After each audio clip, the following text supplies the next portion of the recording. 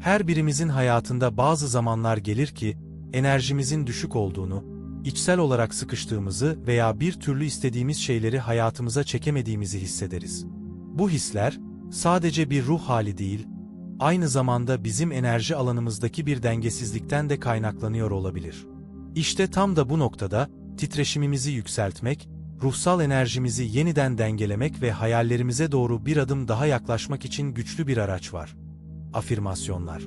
Afirmasyonlar, aslında bir tür bilinçli niyettir. Düşüncelerimizi, hislerimizi ve sonuçta tüm gerçekliğimizi şekillendirme gücüne sahip bir araçtır. Bizler, sürekli bir enerji alanı içinde hareket ediyoruz ve bu enerji alanı, düşündüğümüz, söylediğimiz ve inandığımız şeylerle şekilleniyor.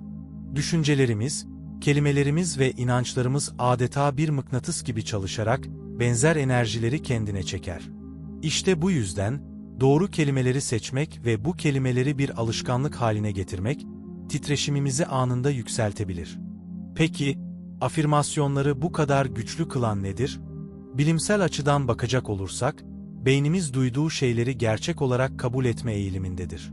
Yani, bir şeyi tekrar tekrar söylediğinizde, beyniniz bunu bir gerçeklik olarak algılar ve hayatınızda o gerçekliği yaratmaya başlar. Nöroplastisite adı verilen bu fenomen, beynimizin kendini yeniden şekillendirme yeteneğidir. Yani, afirmasyonları kullanarak sadece ruh halimizi değil, aynı zamanda beyin yapımızı da değiştirebiliriz. Fakat afirmasyonlar yalnızca bir dizi güzel söz değildir. Onları etkili bir şekilde kullanmak için, belirli bir niyetle ve duyguyla söylemek çok önemlidir. Eğer sadece kelimeleri tekrar eder ve hiçbir duygusal bağ kurmazsanız, bu ifadeler bir anlam taşımaz. Dolayısıyla, afirmasyonları söylerken, hislerinizi de işin içine katmalısınız. Örneğin, ben değerliyim dediğinizde, gerçekten o değeri hissedin. Sanki içinizde bir yerden bu sözlerin doğru olduğuna dair bir sıcaklık yükseliyor gibi hissedin. Bu duygu, afirmasyonların titreşimsel etkisini artıracaktır. Şimdi burada durup bir düşünmenizi istiyorum. Kendinize en son ne zaman pozitif bir şey söylediniz? Hayatın yoğunluğu içinde, ne yazık ki çoğu zaman kendi içsel konuşmalarımız farkında olmadan negatif bir hal alır. Bunu yapamam, yeterince iyi değilim ya da şansım yok gibi ifadeler, enerjimizi düşürür ve bizi kısıtlı bir frekansa hapseder. İşte afirmasyonlar, bu negatif iç sesi susturmanın ve yerine pozitif bir anlatı koymanın en etkili yollarından biridir. Afirmasyonları kullanırken, onları hem sabah uyandığınızda hem de gece yatmadan önce tekrarlamanız oldukça faydalıdır. Sabah saatleri, bilinçaltımızın en açık olduğu zamanlardır. Gece ise, uyumadan hemen önce bilinçaltımız yeni bilgilerle en iyi şekilde programlanabilir. Bu nedenle, afirmasyonları bu kritik zaman dilimlerinde tekrar etmek, onların etkisini kat kat artıracaktır.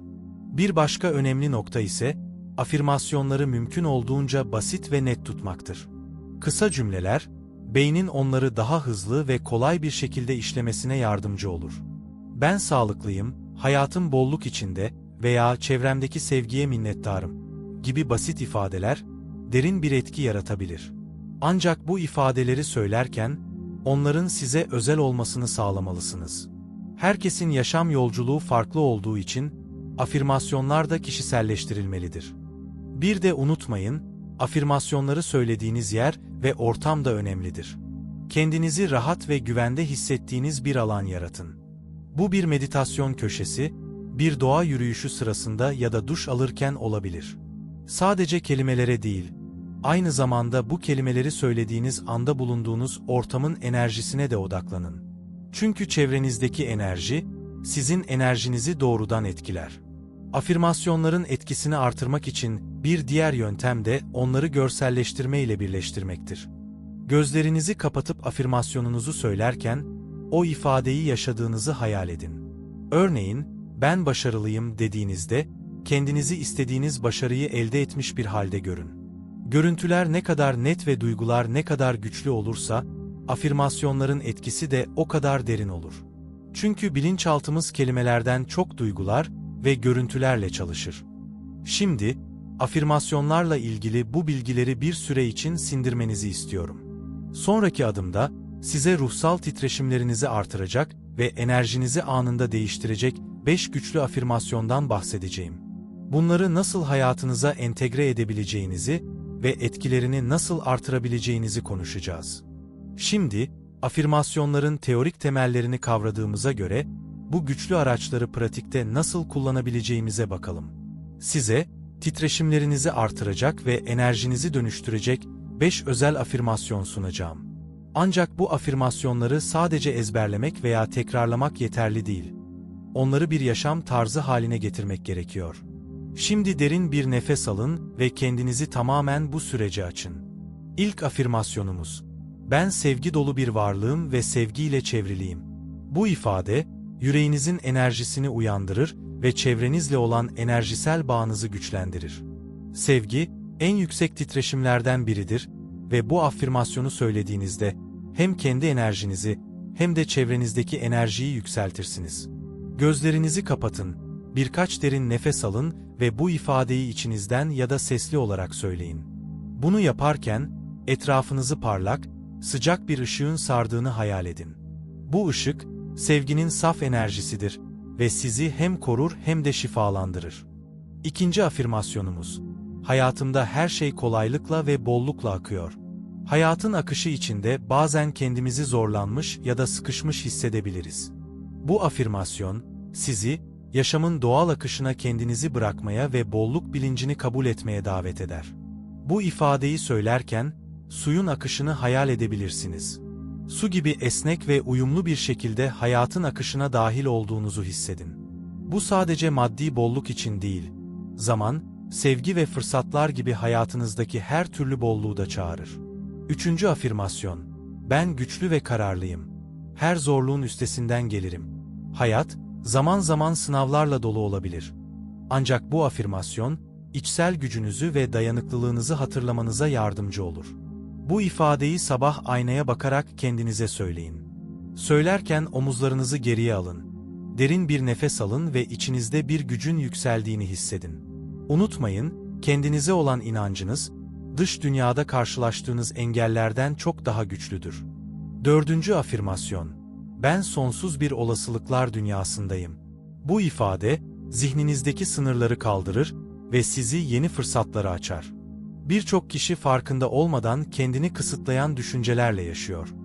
Bu afirmasyonu tekrarladığınızda, kendinizi sınırsız bir potansiyel içinde görmeye başlarsınız. Hayal gücünüzü serbest bırakın ve ne kadar büyük düşünebileceğinizi test edin.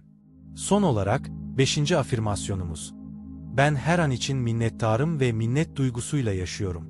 Minnet, enerjiyi dönüştürmenin en hızlı yollarından biridir. Sahip olduklarınız için teşekkür ettiğinizde, evrene daha fazlasını yaratma niyeti gönderirsiniz. Bu afirmasyonu sabah uyandığınızda ve gece yatmadan önce tekrarlayın. Sahip olduklarınıza odaklanın. Bir fincan kahve, bir dostun gülümsemesi veya sıcak bir güneş ışığı bile minnet için bir sebep olabilir. Afirmasyonları bir rutin haline getirmek istiyorsanız, gün içinde belirli bir zaman dilimi ayırabilirsiniz. Ayrıca, bu ifadeleri yazılı bir not olarak görebileceğiniz yerlere bırakabilirsiniz. Ayna, çalışma masası veya telefonunuzun ekranı gibi alanlar, afirmasyonları sürekli hatırlamanızı sağlar. Unutmayın, afirmasyonlar sadece birkaç kelimeden ibaret değildir. Onlar, hayatınıza yön veren enerjik niyetlerdir. Bu nedenle, bu sürece hem zihinsel hem de duygusal olarak kendinizi adamak çok önemlidir. Her afirmasyonu söylerken onu hissetmeye, o anın içinde olmaya çalışın. Zamanla bu pratik, sadece bir alışkanlık değil, hayatınızın doğal bir parçası haline gelecektir. Bu güçlü araçları hayatınıza entegre ettiğinizde, sadece ruhsal titreşimlerinizi yükseltmekle kalmaz, aynı zamanda manifest süreçlerinizi hızlandırır ve hayallerinizi daha kolay bir şekilde gerçekleştirmeye başlarsınız. Haydi, şimdi siz de afirmasyonlarınızı seçin ve onları birer gerçeklik haline getirin.